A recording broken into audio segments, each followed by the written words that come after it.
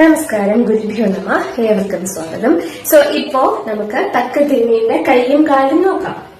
അപ്പോൾ കൈ എന്ന് പറയുമ്പോൾ കടകാമുഖം, ആളപദ്മം, ഇത് രണ്ടുമാണ് കൈമുദ്രയായിട്ട് വരുന്നത്. കാല് നമ്മള് തക്ക ദിന്നി 1 2 റൈറ്റില് 1 2 ചവിട്ടുന്നു, ലെഫ്റ്റില് 3 and 4. അത്രയുള്ളൂ. നമുക്ക് നോക്കാം കൈയും കാലും എങ്ങനെയൊക്കെ ചവിട്ടാന്ന് നോക്കാം. ശരി, നോക്കാട്ടോ. അപ്പോൾ അരമണ്ടി ഇരിക്കുക, ഇതുപോലെ കാല് രണ്ട് വശത്തേക്കും ചരിച്ചു വെക്കുക. ദെൻ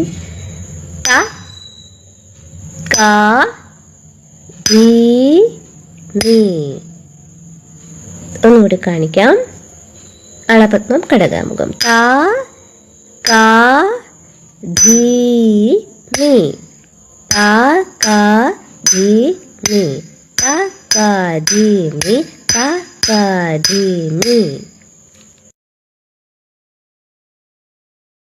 ഇപ്പോൾ കണ്ടല്ലോ, തക്കദിമ്മി.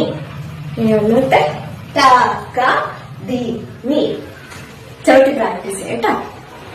ശരി.